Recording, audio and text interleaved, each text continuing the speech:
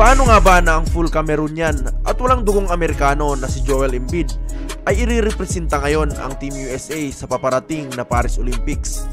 Totoo nga rin kayang niloko at trinaydor niya ang bansang France? Tara at ating niyang pag-usapan. Pagdating sa basketball ay wala nang mas lalakas pa sa Team USA. Nasa kanila na kasi talaga ang mga best players sa buong mundo ng mga Amerikano na lahat ay puro nasa NBA.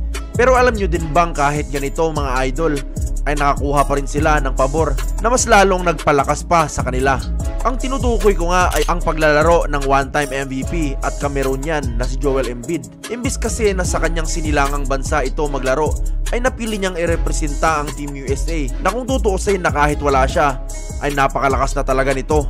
Bukod pa nga sa Cameroon at USA, ay posible pa nga sanang maglaro itong si Embiid sa France dahil sa nakakuha ito ng citizenship sa bansang ito. Sa katunayan nga ay nabigyan ito ng passport at may usap-usapan pa na nakahanda na raw ito sanang maglaro para sa bansang France. At bali-balitang nangako pa raw ito sa presidente mismo ng France na irerepresenta niya ang bansa. Kaya nga nang magdesisyon si Embiid na sa Amerika ibigay ang kanyang serbisyo ay maintindihan mo talaga ang galit na nararamdaman ng mga taga-France sa kanya dahil ang inaasahan nilang makakasama at makakatulong sana para matalo ang Team USA ay siya pang makakalaban nila sa Paris Olympics. Pero alam nyo ba mga idol na wala namang ginawang kadayaan ang Team USA sa pagkuha kay Embiid? Pinayagan kasi ito ng FIBA ang pagkakaroon nga ng mga naturalized player ng bawat mga bansa. At kahit naman ang Team USA na numero 1 pagdating sa basketball ay may karapatan din naman na gawin ito.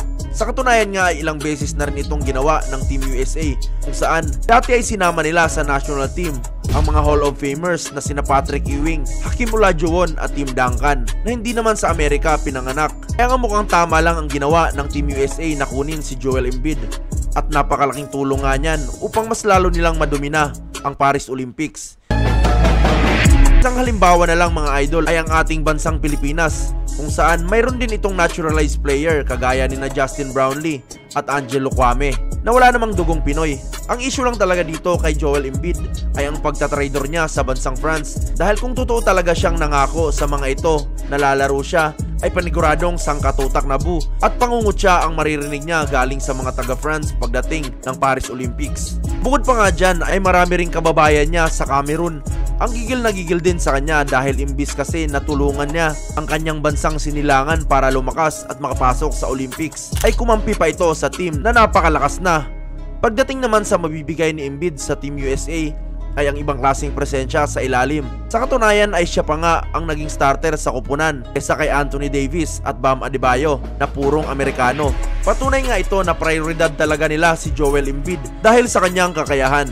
Bukod pa nga sa pagiging kalabaw ni Joel Embiid ay may tira pa ito sa labas at ang kanyang depensa na mas lalong magpapahirap sa kanilang makakalaban. Pero ano sa tingin nyo mga idol? Pagtatraidor ba talaga ang ginawa ni Joel Embiid? At tama nga bang pinayagan ng FIBA ang pagkuha ng Team USA sa kanya? Comment down below.